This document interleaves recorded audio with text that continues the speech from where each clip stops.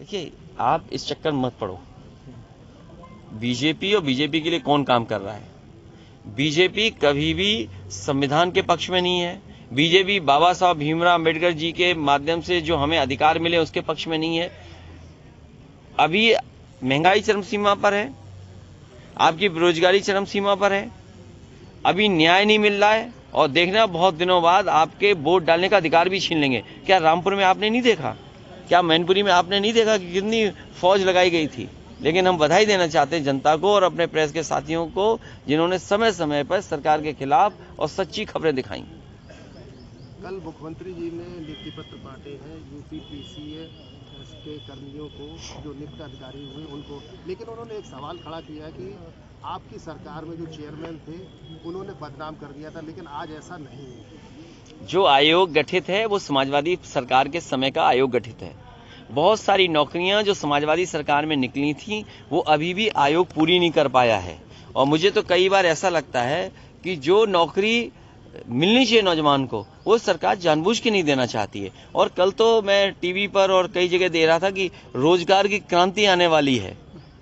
इससे बड़ा झूठ और क्या सकता है बीजेपी वालों का कि रोजगार की क्रांति। मुझे याद है फर्रुखाबाद में अभी अग्निवीर की भर्ती हुई थी, 1,26,000 लोगों ने फॉर्म भरा, मात्र मुझे लगता 200 नौजवानों को भी नौकरी नहीं मिली।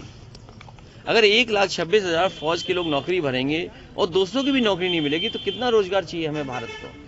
इस देश को सबसे ज्यादा रोजगार की जरूरत है, इस देश को सबसे ज्यादा नौकरी की जरूरत है, इस देश को इतना इंफ्रास्ट्रक्चर चाहिए जिससे लोग अपने आप कुछ काम कर सकें। पाकिस्तान के एक नेता हैं बिलावल भुट्टो, उन्होंने एक बयान दिया, उसकी आज पूरे देश में चर्चा है और जगह जगह प्रदर्शन धरने हो रहे हैं। देखिए, इन बातों में मत उलझो आप, हम इतनी दूर नहीं जाते हैं। भारतीय जनता पार्टी अपनी नाकामी छिपाने के लिए पाकिस्तान, नाकामी छिपाने के लिए रंग, नाकामी छिपाने के लिए रंग, इस तरह के मुद्दे समय समय पर भारतीय जनता पार्टी लाती है। Thank you. हमें आपको इटावा देखना है।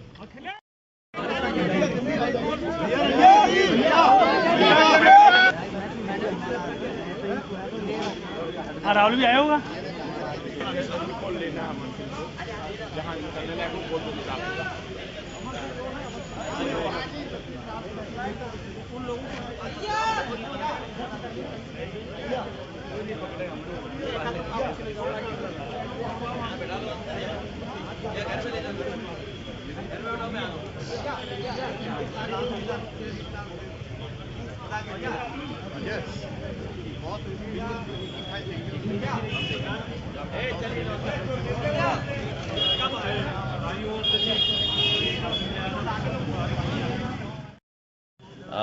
जिन कार्यकर्ताओं ने और जिन नेताओं ने बूथ पर पार्टी को जिताने का काम किया, जिन कार्यकर्ताओं ने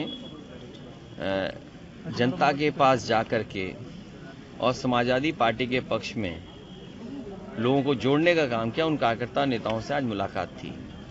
क्योंकि करहल विधानसभा ने अच्छे वोटों से समाजवादी पार्टी को जिताया। जसवंत नगर के बाद अगर किसी विधानसभा ने सबसे अच्छे वोट देकर के जिताया तो वो है करहल विधानसभा। और केवल अभी लोकसभा में नहीं, इससे पहले भी जब चुनाव था उस समय भी आम चुनाव में बड़े बड़े नेता भारतीय जनता पार्टी के आए थे और बड़ी बड़ी बातें करके गए थे। उसके बाद भी जनता ने समाजवादी पार्टी की मदद की।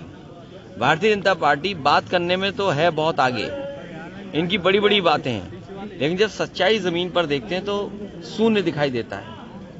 जो घोषणा भारतीय जनता पार्टी ने की, आज भारतीय जनता पार्टी को आकलन करना चाहिए कि दिल्ली और लखनऊ की सरकार ने क्या उन वादों को पूरा किया है। आज महंगाई चरम सीमा पर है, बेरोजगारी चरम सीमा पर है और हालात ऐसे पैदा कर दें कि न्याय नहीं मिल सकता। इस सरकार में अब न्याय की उम्मीद मत करिए।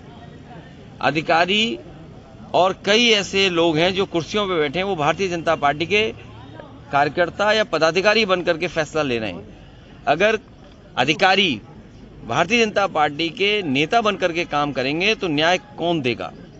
इस सरकार में जनता को न्याय नहीं मिलने वाला। हाल में ही आपने कानपुर की कस्टोडियल डेथ देखी, किस तरीके से पुलिस ने और वहाँ के लोगों का दबाव रहा होगा भारतीय जनता पार्टी के, किस तरीके से थाने में मारपीट हुई और बाद में उसकी जान चली गई। इसी तरह घटना कन्नौज में हुई है। कन्नौज में जो घटना हुई है उसका अगर दोषी कोई है तो वहाँ का विधायक, जो महिला विधायक हैं वो, और जिलाधिकारी। कार्यकर्ताओं को टारगेट किया जा रहा है समाजवादी पार्टी, खासकर क्या कह रहा है? ये भारतीय जनता पार्टी, मैंने इसीलिए कहा कि इस सरकार में जहां महंगाई चरम सीमा पर है, बेरोजगारी चरम सीमा पर है, वहीं न्याय की उम्मीद अब सरकार से नहीं कर सकते आप। निकाय चुनाव किस तरह से बिल्कुल सर पर आ गए? निकाय चुनाव जैसे आरक्षण तय होगा, समाजवादी पार्टी पूरी तैयार है, जनता के बीच जाएगी, क्योंकि कूड़े की समस्या, नाली की समस्या और जिस तरीके से जीएसटी से व्यापारियों को परेशान करने के लिए एकदम जीएसटी की टीमें निकल पड़ी। व्यापारी लोगों को मैं सावधान करना चाहता हूं, ये केवल चुनाव के लिए इन्होंने छापे रोके हैं। चुनाव के बाद आप देखना सबसे ज्यादा छापे व्यापारियों पे पड़ने जा रहे हैं। क्या लग रहा है सर, आज खजांची को बुलाया और आपने ट्वीट भी किया कि हर रंग से प्यार है, ये हर रंग देखिए, का मतलब क्या है? ये मैंने नहीं खजांची को बुलाया, खजांची अपने आप आया। और खजांची का जो पहनावा था वो रंग आप समझ सकते हो, बहस में है रंग, उस रंग पे बहुत बहस हो रही है। हालांकि ऐसी बात मैं नहीं कहूंगा, आप खुद चीजें जानते हो। भारतीय जनता पार्टी ध्यान हटाने के लिए और जब नाकाम हो जाती है तो ध्यान भटकाने के लिए इस तरह की बहस छेड़ती है। उसमें हमारे मीडिया साथी भी शामिल हो जाते हैं। कौन सा रंग, हर रंग का एक अपना अलग महत्व है। अगर इस रंग का महत्व है तो कोई ऐसा नहीं है जो सम्मान न करता हो रंग का, लेकिन केवल टारगेट इसलिए करना कि वो किसी एक धर्म से जुड़े एक्टर हैं या धर्म से जुड़े लोग हैं, ये भारतीय जनता पार्टी की सोची समझी रणनीति है, षड्यंत्र है, और हर आदमी जानता है। देखिए, जब बीजेपी एक्सपोज हो जाए, बीजेपी की ये स्ट्रेटेजी एक्सपोज हो गई है, अब बीजेपी कोई नई स्ट्रेटेजी लानी चाहिए। रंग है, जाति है, धर्म है, ये सब स्ट्रेटेजी उनकी खत्म हो चुकी है। जनता निराश हो गई है। जनता चाहती है महंगाई का कोई रास्ता निकले, कैसे महंगाई कम हो, बेरोजगारी कैसे दूर हो, और हमारा प्रदेश और देश कैसे आगे बढ़े। ये तमाम लोग विदेश यात्रा पे गए हैं। मुझे उम्मीद है जब ये मंत्री विदेश यात्रा से लौटेंगे तो अपनी रिपोर्ट ये विधानसभा में टेबल करेंगे। भैया, पहले आजम साहब, उसके बाद और भी कई विधायक, इरफान सोलंकी को भी टारगेट किया जा रहा है। जितने भी समाजवादी पार्टी के लोग होंगे और जितने भी पत्रकार निष्पक्ष होंगे वो सब टारगेट पे होंगे। लेकिन जिस प्रकार से निवेश हो रहा है उत्तर प्रदेश में, सरकार खूब बढ़ा चढ़ाकर प्रचार कर रही है। ग्लोबल समिट फरवरी में मैंने इसीलिए आपसे कहा कि जितने भी मंत्री और सरकार के लोग गए हैं, ये बुलाने गए हैं लोगों को, उद्योगपतियों को न्योता देने गए हैं, एमओयू साइन हो रहे हैं।